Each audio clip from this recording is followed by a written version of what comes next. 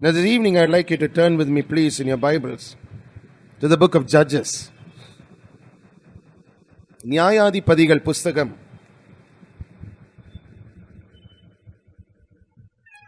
ஆவிக்குரிய யுத்தத்தை குறித்து 7வது அதிகாரத்திலே நாம் பார்த்த பல காரியங்களிலே ஒரு சில காரியங்களை நான் சொல்லி இந்த மாலை வேளையிலே முடிக்க விரும்புகிறேன். நம்பிக்கையற்ற சூழ்நிலைகளை எப்படி நம்பிக்கையுள்ள சூழ்நிலைகளாக மாற்றலாம் என்பது ஒரு சாதாரண காரியம் அல்ல. ஒவ்வொரு மனிதனுடைய வாழ்க்கையிலும் வித்தியாசமான நம்பிக்கையற்ற சூழ்நிலைகளை அவர்கள் சந்திக்க வேண்டியதாக இருக்கிறது. In every man's life you find that there are peculiar hopeless situations that arise from time to time. How do I deal with them? How do I overcome them? How do I turn the tide around is the question.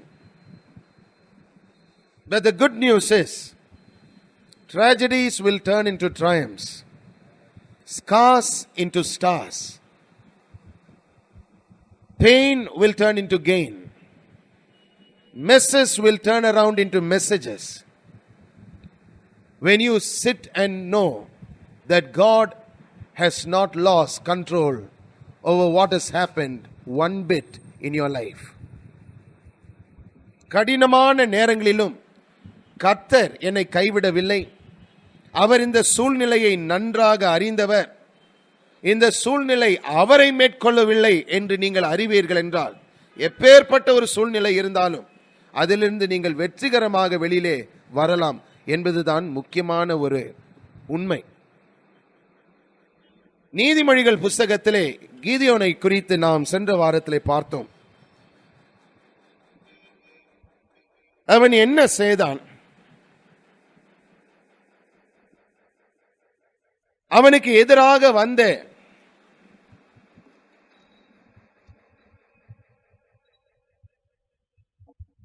வெட்டுக்கிளிகளைப் போல இருந்த ஜனக்கூட்டத்தாரை 300 பேரை வைத்து தாக்கி, அதுவும் எப்படி? பட்டயத்தினாலே அல்ல, வாயின் அறிக்கையினாலே அவர்கள் தாக்கி மேற்கொண்டார்கள் என்று நாம் வேதத்திலே வாசித்தோம், தியானித்தோம். Last week we looked at something very amazing. The Bible describes the entire armies of the Amalekites who were ranged against Gideon in Judges number 7. As though they were grasshoppers. They were spread out like grasshoppers for multitude that couldn't be numbered. And yet, one man, Gideon, with 300 men, not with 3 lakh men, 300 men, overcame this entire army, not even with the sword, but with the spoken word. And that's what's amazing. Because the moment they spoke the right word, God entered the battle. Now if we continually keep claiming and saying, Jesus Christ the same yesterday, today and forever, we might as well believe that God will do what He did then, now also.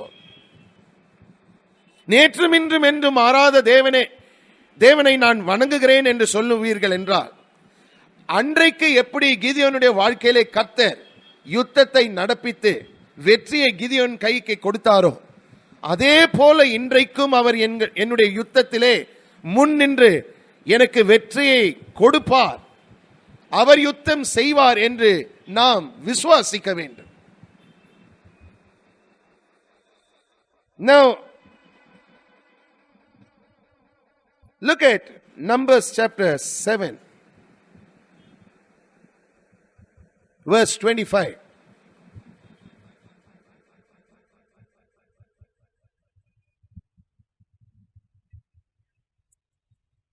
மீதியானியரின் 2 அதிபதிகளாகிய ஓரேபையும் சேப்பையும் பிடித்து, Horeb எண்ணப்பட்ட கண்மலையிலும் சேப்பை செப் எண்ணப்பட்ட ஆலையிலும் கொன்று போட்டு மீதியானரை துரத்தி Horeb செப் என்பவர்களின் தலைகளை யோர்தானுக்கு இக்கரையிலிருந்து கீதியோனிடத்திற்கு கொண்டு வந்தார்கள்.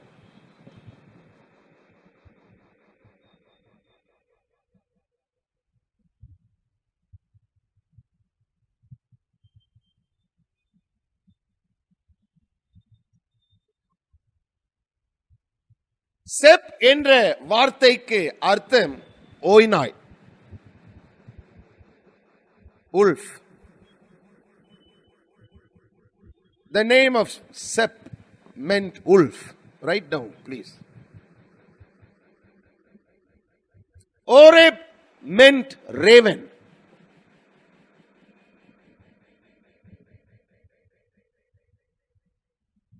ஓரேபின் வார்த்தை இன் அர்த்தம் காகம்.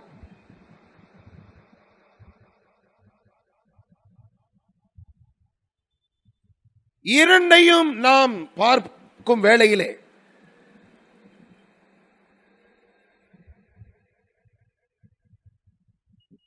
ஒன்று ஒரு பறவை, இன்னொன்று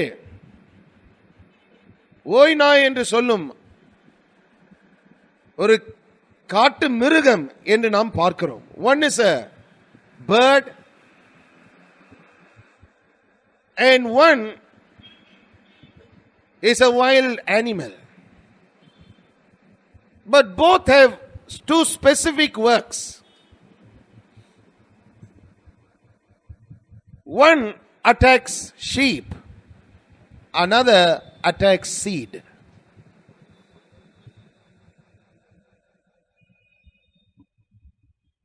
ஓய்நாய் என்ன செய்கிறதாம்? மந்தையிலே இருக்கும் ஆடுகளை எதிர்த்து வருகிறது என்று நாம் பார்க்கிறோம். அதே சமயத்திலே காகங்கள் என்ன செய்கிறது? விதைக்கப்பட்ட விதை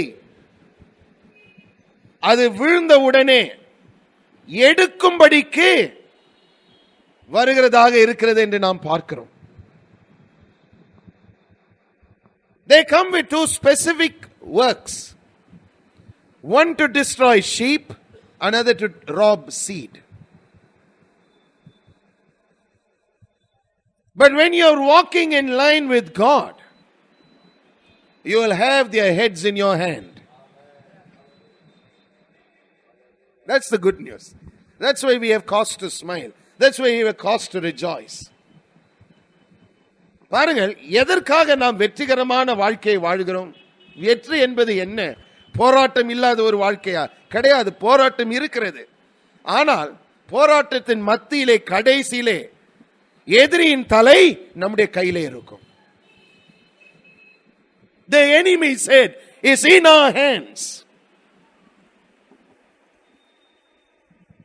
And that too on the other side of the Jordan. யோர்தானின் அப்புறத்திலே இருக்கும் கீதியோனிடத்திலே அவர்கள் கொண்டு வந்தார்கள் என்று நாம் பார்க்கிறோம். The river Jordan has always been a place of decision, a place of death, where self dies and is buried, and the newness of the life of Christ begins to manifest when you come out. It's always a place on which you've got to cross over if you want to enter the promised land. The good news is, you continue to remain in the promised land. The heads of the enemy are brought to you.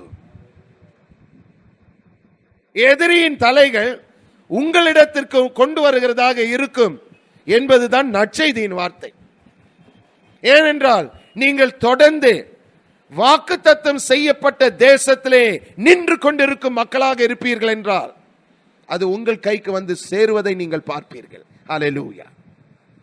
ஆகையால் தான் இந்த வசனத்தை நான் போதிக்கிறேன். ஆவிக்குரிய யுத்தத்தை நீங்கள் அறிந்து கொள்வீர்கள் என்றால் இது உண்மையுள்ளதாக இருக்கிறது என்று நீங்கள் அறிவீர்கள். அதே சமயத்திலே அது நடக்கும் வேளையிலே பயப்பட மாட்டீர்கள். ஏனென்றால் ஏற்கனவே அந்த நேரத்தில் என்ன நடக்கும் என்று நீங்கள் அறிந்திருக்கிறீர்கள். கடைசியிலும் என்ன முடிவு இருக்கும் என்பதும் நீங்கள் அறிந்திருக்கிறீர்கள். Now why are we not frightened of spiritual warfare? Because we know how the outcome will be finally. Not initially. Initially it looks like everything is going wrong. But finally, you will find the heads of the enemy being brought to you as you continue to remain in the promised land. That's the blessing. நீங்கள் பின்வாங்க வேண்டிய அவசியமே இல்லை. You don't have to backslide. What should I do? Continue to remain in the promised land. Continue to remain in Canaan. Continue to remain on the other side of the Jordan. வாக்குத்தத்தம் செய்யப்பட்ட கானான் தேசத்திலேயே நின்று கொண்டிருக்கும் மக்களாக இருங்கள். வழுவி விழாதீர்கள். பின்வாங்க வேண்டிய அவசியமே இல்லை. ஏனென்றால் வெற்றி நம்முடையது. ஏன்? 20வது வசனத்திலே கர்த்தருடைய பட்டயம் கீதியோனுடைய பட்டயம் என்பது நிமித்தம் இது நடக்கிறது. How do we know the outcome finally? Because it's the sword of the Lord and of Gideon's. It is God's sword over your sword. It's God's word over your word. It's God's mind over your mind. You will have the victory. The enemy will not have the victory. His head won't be on his shoulder. Can I have an amen, please? His head will not be on his shoulders. Whether it's sickness, whether it's disease, the ultimate pain of that is broken and cut off forever. Now I want you to see something else about warfare. In Deuteronomy chapter 20, உபாகமம் 20வது அதிகாரத்திலே ஏன் நாம் சரியான மக்களோடு யுத்தத்திலே இறங்க வேண்டும் என்பது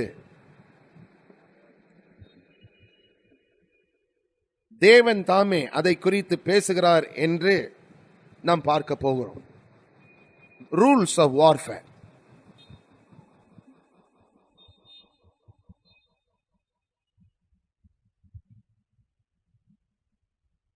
உபாகமம் 20வது அதிகாரம்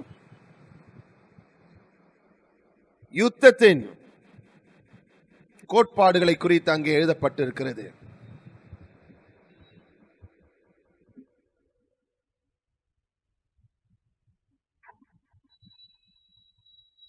நீ உன் சத்துருக்களுக்கு எதிராக யுத்தம் செய்ய புறப்பட்டு போகையில் குதிரைகளையும் ரதங்களையும் உன்னிலும் பெரிய கூட்டமாகிய ஜனங்களையும் கண்டால் அவர்களுக்கு பயப்படாயாக. உன்னை எகிப்து தேசத்திலிருந்து புறப்பட பண்ணின உன் தேவனாகிய கர்த்தர் உன்னோடே இருக்கிறார். I want you to highlight this verse please in your Bible. Deuteronomy 20 verse 1. The rules of warfare. God didn't say because you are my child you will never see anything. No, he said you will see, you will hear. You will hear the sound of the horses' hoofs. You will hear the neighing of the cattle. You will hear the clinking of the armor. You will hear everything. But as for you, you don't get frightened. Don't put your eyes on what you see and immediately come to a conclusion. What should you put your focus on? உன்னை எகிப்து தேசத்திலிருந்து புறப்பட பண்ணின உன் தேவனாகிய கர்த்தர் உன்னோட இருக்கிறார். Always remember the one who brought you out, who will take you in. Who brought me out of sin? Who brought me out of the clutches of the devil? Who saved me? Well, he'll stand with me. He'll be with me. So, when I see the enemy, do I fear? No. That's what we're talking about. No. Why are you hearing and seeing things and immediately coming to the wrong conclusion? Stop it. That means fear is a dangerous commodity in the Christian believer's life. Fear. பயம் என்பது விசுவாசத்திற்கு நேர் எதிராக செயல்படும் ஒரு ஆயுதம். எப்படி விசுவாசம் செயல்படும் பொழுது ஒரு ஏற்ற முடிவு வருகிறதோ அதே வண்ணமாக பயமும் உங்களை ஆட்கொள்ளும் என்றால் பயத்துக்கு ஏதுவான ஒரு முடிவை நீங்கள் பெற்றுக்கொள்வீர்கள். Just as much as faith works, fear works also. So is fear something that you play with? No. You deal with fear. How do you deal with fear? By remembering the God who brought you out of the land of Egypt. In your case, my case, it's the God who saved us. The God who washed us in His blood. The God who accepted us as His children. எகிப்து தேசத்திலிருந்து புறப்பட பண்ணின உன் கர்த்தரை, உன் தேவனாகிய கர்த்தர் உன்னோட இருக்கிறார். So understand there's someone bigger than what you see with you.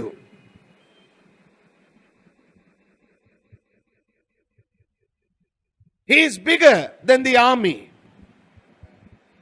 I mean, if he shouts, he'll drown the enemy's shout. The enemy won't have anything to shout about after a point of time, because his shout is a shout of victory. Remember the trumpet that sounded on the mount of God, Horeb. Mount Sinai, sorry. On Mount Sinai, the trumpet sounded. It kept sounding. The tempo began to grow more and more and more and more. After a point, just the trumpet sound, even before God started speaking, the people said, forget it. You go, Moses, you hear what he has to say, you come tell us, we listen. But we are not going to talk directly with this God. His shout is far bigger than the shout of the enemy. எதிரியின் சத்தத்தை விட அவருடைய சத்தம் ஜெய கம்பீரத்தின் சத்தமாக இருக்கிறது என்று வேதாகமம் நமக்கு போதிக்கிறது. It's a shout of majesty, a shout of victory. Now, second verse, Deuteronomy chapter 20 verse 2. நீங்கள் யுத்தம் செய்ய தொடங்கும் போது ஆசாரியன் சேர்ந்து வந்து ஜனங்களிடத்தில் பேசி, இஸ்ரவேலரே கேளுங்கள், இன்று உங்கள் சத்துருக்களுடன் யுத்தம் செய்ய போகிறீர்கள். உங்கள் இருதயம் துவள வேண்டாம். நீங்கள் அவர்களை பார்த்து பயப்படவும் கலங்கவும் தத்தளிக்கவும் வேண்டாம். Now we'll just read verses 2 and 3 and stop this evening. Before the battle begins, the priest was asked to come and stand to preach. Isn't it amazing? God didn't say, get the general to come and tell you how good your sword is. He said, call the preacher. Let him come and stand there and preach. And say, you're going to go into battle today. Israel, covenant people, prince who prevailed with God. You are going to prevail with God this day. You're going to see the enemy. Don't let your heart flutter. Don't be frightened. And that's what preaching is all about. Don't be frightened.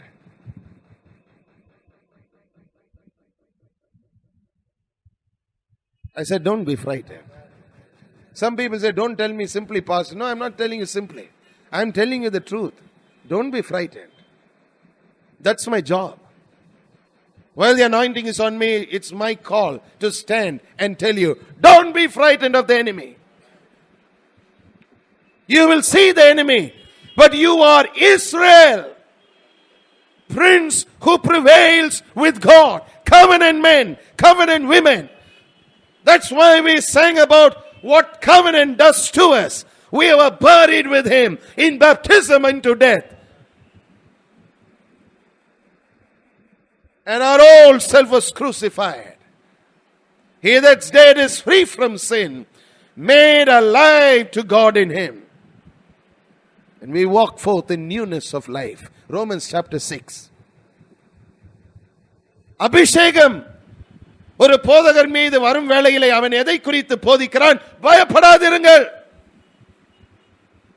பாவிகள் என்று அல்ல, பயப்படாதிருங்கள்.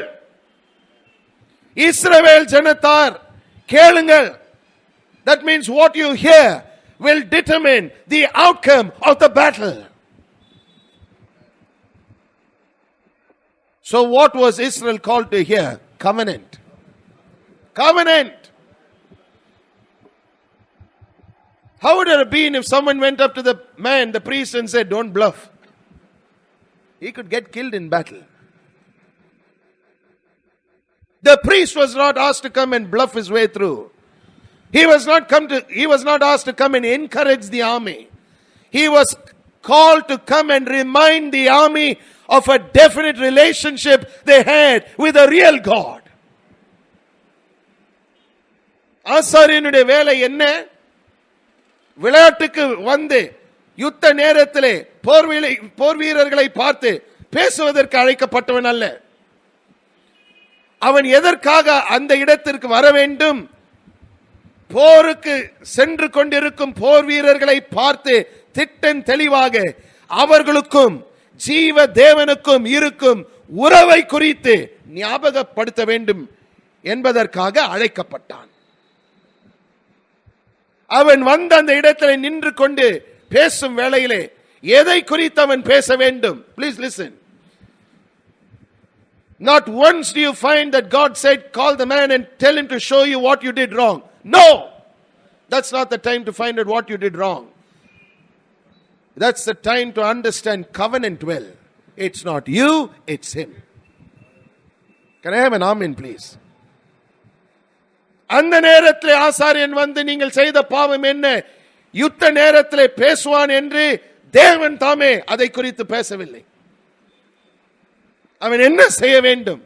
யுத்த நேரத்திலே பரிசுத்த தேவனோடும் உங்களுக்கும் இருக்கும் உறவை குறித்து அவன் பேசி உடன்படிக்கையை அவன் உயர்த்த வேண்டும். ஏனென்றால் உடன்படிக்கையிலே நீங்கள் கற்றுக்கொள்ளும் காரியம் என்ன? அவராலே அன்றி உங்களால் ஒன்றுமே செய்ய முடியாது. That's what Jesus emphasized in John 15. He said, "Without me, you can do nothing." Just nothing, you're finished. I'm going to stop with that. I'd like to just share a real incident that I heard happen in the life of a very anointed man of God. Today he's an elder statesman in the church. He ministers under a strong anointing. Brother R.W. Schambach. He said in the early days of his ministry there was such an anointing on him that he would go preach and he would come back drenched in sweat, because in those days they never had a general prayer for the sick. It was prayer lines that would stand.